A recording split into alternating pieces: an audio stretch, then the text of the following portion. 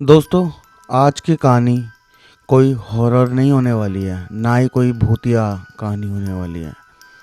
आज की कहानी होने वाली है एक उससे भी खतरनाक और उससे भी डेंजर कहानी, जो आपका खून जमा देगी। इस कहानी को सुनने के बाद आप खुद इतने हैरान हो जाओगे, हो सकता है आपको नींद भी ना आए। और इस कहानी को सुनने के बाद को आपको आसपास के लोगों से डर भी लग सकता है। हो सकता है इस कहानी के बाद आपको आसपास सब साइको किलर दिखने लग जाए। आज की कहानी होने वाली है दो ऐसे दोस्तों की जो टूल बॉक्स किलर के नाम से जाने जाते थे। ये टूल बॉक्स किलर कोई आम साइको किलर नहीं थे। ये ऐसे साइको किलर थे जो इनका केस सॉल्व कर रहा था। उस ऑफिसर ने ये तक बताया है कि जब मैं ये मर्डर करते थे और मैं मर्डर सीन क्राइम सीन पर जाता था देखने, तो मुझे एंटी डिप्रेशन पिल्स लेनी पड़ती थी। इस तरीके से खौफनाक तरीके से मर्डर करते थे जिन्हें सुनकर आप हैरान हो जाओगे। और ऐसी लड़कियों को इन्होंने मारा है जो नाबालिग थी, माइनर्स, 13 से 15 और 18 साल की लड़कियों पर इन्होंने इस तरीके से उनको मारा है। इस कहानी की शुरुआत होती है 1940 में, जब पीट्सबर्ग में एक बच्चा पैदा हुआ। उसका नाम था लॉरेंस सिगमुंड विटाकर। काफ़ी इसको लोग विटाकर के नाम से ही जानते थे। बचपन से ये कोई शांत नहीं रहता था, स्कूल में ध्यान नहीं रहता था इसका, घर में हर लड़ाई झगड़ा वो करता था। हर साल वो किसी न किसी तरीके से, मतलब किसी को चाकू मार दिया, चोरी कर ली, वो जेल जाता रहता था। 12 साल की उम्र में ये पहली बार जेल गया था और इसने एक दुकानदार को, स्टेज चोरी जब ये कर रहा था, इसने उस दुकानदार को चाकू मार दिया था। और जब ये जेल में गया तो इसके मम्मी पापा ने इसको छोड़ दिया था। मैं बताऊँ, विटाकर फैमिली एक अमेरिकन फैमिली ने इसको गोद लिया था। और जब ये इस तरीके की हरकतें, मर्डर और आए दिन जेल में जाने लग गया था, तो इस कारण उस विटाकर फैमिली ने इसको छोड़ दिया था। जब ये जेल में था तब इसको एक आदमी मिलता है और उसका नाम होता है Norris Roy. Norris Roy rape के केस में आए दिन अंदर जाता रहता है। तो ये नाबालिग हो गई या बालिग हो गई, सब तरीके की लड़कियों का रेप कर चुका हुआ होता है और विटाकर को जेल में समझाता है कि मैंने ऐसे ऐसे रेप किया है। तो विटाकर को भी काफ़ी उसमें रुचि आती है। वो कहता है कि मैंने आज तक कभी इस तरीके से रेप नहीं किया है। तो उसको भी एक रुचि होती है। तो वो अंदर ही एक मीटिंग बनाते हैं कि अगर हम जेल से बाहर निकलते हैं तो हम एक इस तरीके का ग्रुप बनाते हैं, प्लानिंग बनाते हैं, जिसे हम करेंगे और ये पुलिस वाले हैरान हो जाएंगे, मीडिया वाले हैरान हो जाएंगे और पब्लिक में वो एक दहशत फैलाना चाहते थे। और ऐसा ही होता है 1979 में। जब ये जेल से बाहर आते हैं तब ये एक पुरानी वैन खरीदते हैं, जिसे ये प्यार से मर्डर मैक, हंसी मजाक में बुलाते थे। इस वैन का नाम रखा था इन्होंने मर्डर मैक। और इस वैन में इन्होंने इतना कुछ करा है नाबालिग लड़कियों के साथ, आप सुनकर हैरान हो जाओगे। हो सकता है आपका खून जम जाए। और आगे जो मैं बताने वाला हूँ, तो मैं कहता हूँ कि अगर आप 18+ नहीं हो तो अभी चले जाओ, क्योंकि ये कहानी बच्चों के लिए नहीं होने वाली है। इन्होंने एक टूल बॉक्स तैयार किया जिसके नाम से जाने भी जाते थे, टूल बॉक्स किलर के नाम से। उस टूल बॉक्स में अजीबो गरीब चीज़ें थी, जैसे कि पेचकस हो गया, प्लास हो गया, आइस पिक जो होता है ना, जिसको बर्फ़ निकालते हैं खदोड़ कर, जिससे बर्फ़ तोड़ी जाती है। उस टूल्स को भी ये अपने टूल बॉक्स में रखते थे। नेल कटर हो गया, प्लास, हर तरीके के नुकीले औजार, जिससे वो उन लड़कियों पर अत्याचार कर सकते थे। 24 जून 1979 एक 16 साल की लड़की लुसिंडा चर्च से लौटते हुए सड़क से गुजर रही थी।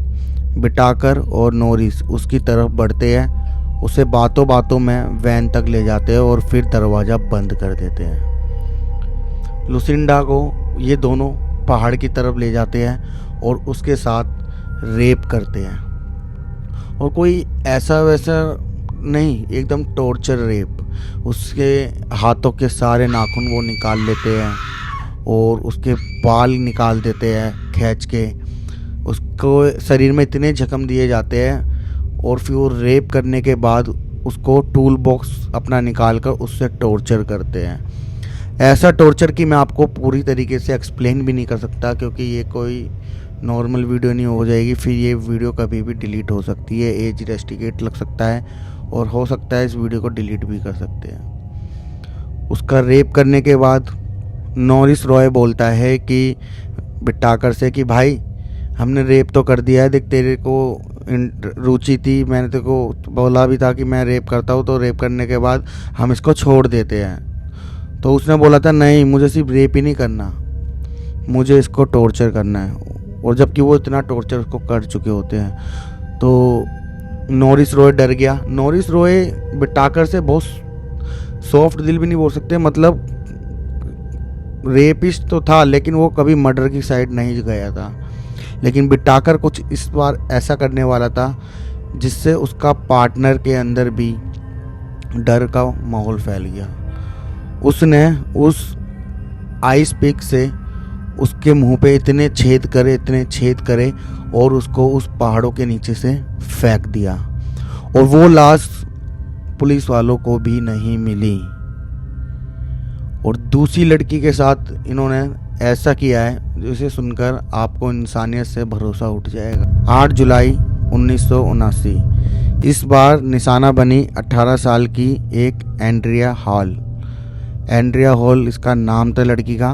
वो हिच हाइकिंग कर रही थी और ये दोनों उसे पकड़ लेते हैं और घंटों तक इसके साथ रेप करते हैं। रेप के साथ साथ बिट्टाकर क्या करता था, उस लड़की की ऑडियो रिकॉर्ड करता था। ऑडियो रिकॉर्ड करने के बाद वो अकेले में सुनता था। इतना साइको किलर वो बन चुका था। कहीं ना कहीं उसके पार्टनर नॉरिस रॉय के अंदर ये डर रहता था कि क्या ही हो गया, मतलब मैंने इसके साथ कहीं गलत तो नहीं कर रहा। और उस लड़की के साथ इन्होंने रेप किया और उसे भी मार डाला। और मारा उसने इस तरीके से कि आइस पिक ली, बर्फ़ को निकालने वाला, उसके कानों में उसे पूरा घुसेड़ दिया और वो दोनों आर पार हो गई। और आइस पिक को जब उसने दोबारा कोशिश करी ना निकालने की, वो आइस पिक का जो हैंडल होता है वुडन वाला, वो ऐसे ही टूट गया और रोड कानों के आर पार अंदर ही रह गई। और उसने उस लाश को वहीं पर छोड़ दिया। और पुलिस वालों को ये लाश मिली, तो पुलिस वालों को काफ़ी टाइम बाद ये लाश मिली थी। एकदम लाश पूरी काली पड़ गई थी और उन्होंने देखा कि उस लड़की के अंदर वो रोड घुसी हुई है। पुलिस वाले भी हैरान हो गए। पुलिस वाले वो समझ जाते थे ये उसी साइको किलर का काम है जिसने लुसिंडा का मर्डर किया है, ये उन्हीं किलर का काम है। ऑफिसर्स बताते हैं कि हम तो एंटी डिप्रेशन की पिल लिया करते थे, इस तरीके का उनको क्राइम सीन मिलता था। और तीसरी लड़की के साथ तो इन्होंने ऐसा किया है, जैकी और जैकलिन। 2 सितंबर 1979 ये दिन साबित करता है कि उन दोनों के अंदर बची खुची इंसानियत भी मर चुकी थी। जैकी की उम्र थी 15 साल और जैकलिन की उम्र थी सिर्फ 13 साल। वैन में इन दोनों को घसीट कर ले जाया गया, पीछे से हाथ बांध दिए, वो भी टेप की मदद से। वो इनके साथ रेप किया। वो ये इतना चीखी चिल्लाई इनके साथ रेप किया और उनकी ऑडियो रिकॉर्ड करी गई। और जब वो ऑडियो को रिकॉर्ड करता था और उनके साथ रेप मर्डर करता था तो उनकी वीडियो भी बनाता था, ऑडियो भी बनाता था। और अपनी वैन में बैठकर जब मर्डर क्राइम सीन वो पूरा कंप्लीट करने के बाद वो उस ऑडियो को सुनकर मैस्टरबेट करता था अपनी उसी वैन में बैठकर। इतना साइकोपैथ पर ये था। और साइकेट्रिस्ट कहते हैं कि इसका आईक्यू लेवल 117 से ऊपर था। इतना चालाक था बिट्टाकर, नॉरिस रॉय से भी ज़्यादा चालाक। जैकी और जैकलिन को पहाड़ों के ऊपर से फेंक दिया और वही टॉर्चर करके अपने टूल बॉक्स के औजारों से उस पर टॉर्चर करके। ये टॉर्चर ऐसे है कि मैं आपको पूरा क्लियरली नहीं बता रहा हूँ, आप अनुमान लगा सकते हो। उसमें इतने नुकीले औजार हथियार थे कि उन्होंने हर एक औजार उस लड़की पे यूज़ किया है। उसकी आँखों में आइस पिक डालकर, पिलास से उंगलियों को तोड़कर और घुटनों में पेचकस मारकर। और जबकि जैकी को पहाड़ से फेंका था और जैकलिन का पूरा मुंह हथौड़े से उसने कुचल दिया था। और चिल्ला रहा था खूब खूब। उसको देख के तो नॉरिस रॉय भी डर जाता था। और फिर आता है 31 अक्टूबर 1979। हैलोवीन की रात होती है। 16 साल की सिरले घर जा रही होती है और बिठाकर उसे वैन में बैठने के लिए कहता है। उसे बिठाकर कहता है कि अगर आपको लिफ्ट चाहिए तो आप बैठ सकते हो, लेकिन सिरले ने उसकी गाड़ी में बैठने से इनकार कर दिया, लेकिन बिठाकर उसको फोर्स करने लग गया। तो सिरले ने भी सोचा हैलोवीन की रात है, ऐसी कुछ बात भी नहीं हो सकती, तो वो उसकी गाड़ी में बैठ गई। और फिर उसने वो टेप रिकॉर्डर ऑन किया। उसके साथ वही टूल बॉक्स खोलकर टॉर्चर किया। उसे सारा रिकॉर्डिंग उस ऑडियो बॉक्स में उतार ली। और इस बार तो उन्होंने उसकी लाश ना ही फेंकी, ना ही कहीं छिपा कर फेंकी। इनको इतनी मस्ती चढ़ रही थी इन दोनों को। मैक मर्डर वैन में बिठाकर ने बोला नॉरिस रॉय से, क्यों ना इसकी लाश को हम इतना टॉर्चर करने के बाद किसी आस पड़ोस के घर के बाहर फेंक दे। मीडिया वाले भी डरेंगे, इससे दहशत फैलेगी और पुलिस वाले भी परेशान हो जाएंगे। नॉरिस रॉय एक बार में तो डरा, लेकिन वो भी बिठाकर का पूरा साथ देना चाहता था। उसने बोला कि हाँ भाई, हम ऐसा करते, इसकी लाश को ना अड़ोस पड़ोस के किसी के गेट पे डाल देते। उसने इतना टॉर्चर करके उसकी लाश को किसी के गेट के बाहर फेंक दिया। और जब पुलिस वाले वहाँ पर आए, वो समझ गए थे कि ये उन्हीं साइको किलर का काम है जो ये अब तक मर्डर करते हुए आ रहे हैं। वही लड़कियाँ 13, 17, 15 साल की थी, जितनी भी लड़कियों के साथ इन्होंने ये सब किया है। लेकिन वही कहते हैं ना कि बुराई ज़्यादा टाइम तक नहीं होती।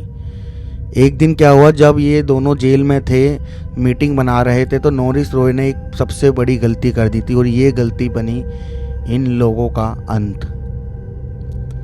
नॉरिस रॉय ने अपने जेल में किसी साथी को डिंग मार दी थी।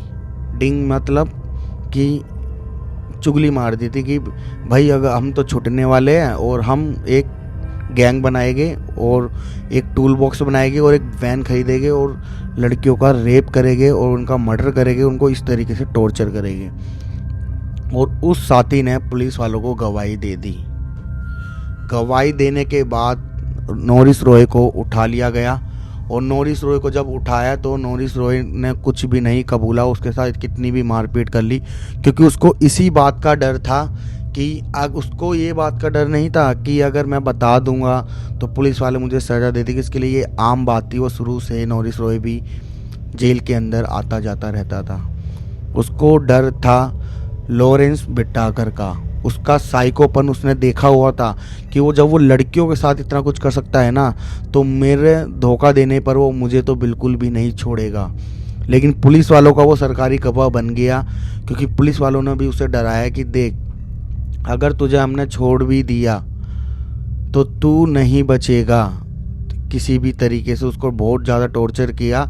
तो उसने ये डील रखी कि उसको सरकारी गवाह बनाने के लिए उसे उसकी सज़ा कम हो और लॉरेंस बिटाकर से बचा के रखा जाए।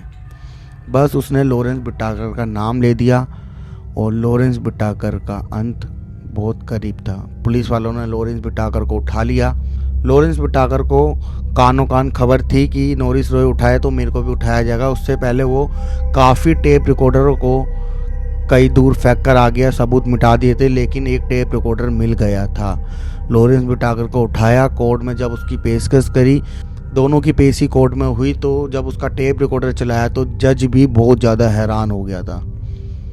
जज ने आधी रिकॉर्डिंग ऑफ करी है और आधी रिकॉर्डिंग सुनते ही कोर्ट में बैठे हुए लोग कोर्ट से उठकर चले गए। कोर्ट पूरा खाली हो गया। इतना दरिंदगी इन्होंने फैला रखी थी।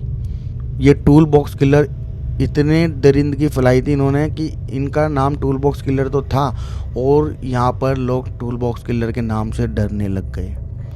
जब जज ने वगैरह ये सब सुना तो 40 साल की सज़ा सुनाई। लेकिन कैलिफोर्निया में 40 साल की सज़ा लागू नहीं हो पाई, तो उसे उम्र कैद दे दी। और उम्र कैद में ही वो 2019 में मर गया था, क्योंकि लॉरेंस बिटाकर काफ़ी बूढ़ा हो चुका था। वो नेचुरली अंदर मर गया। और बचा नॉरिस रॉय नॉरिस 2020 में मर गया था। दोनों की मौत के बीच 1 साल का डिफरेंस था बस। और इन दोनों का किस्सा यहीं ख़त्म हो गया था इन टूल बॉक्स किलरों का। दोस्तों, लॉरेंस बिटाकर और रॉय नॉरिस की ये कहानी हमें एक चीज़ दिखाती है, इंसानियत कितनी आसानी से ख़त्म हो सकती है अगर ज़रा सा भी कंट्रोल ना रहे, और सतर्क रहना भी कितना ज़रूरी है। ये कहानी आपको कैसी लगी कमेंट करके मुझे ज़रूर बताना, और ऐसी मिस्ट्री, हॉरर और हिस्टोरिकल और क्राइम स्टोरी सुनने के लिए चैनल को सब्सक्राइब कर देना। और अगली स्टोरी तो ऐसी होने वाली है जो आपको कभी सोने नहीं देगी।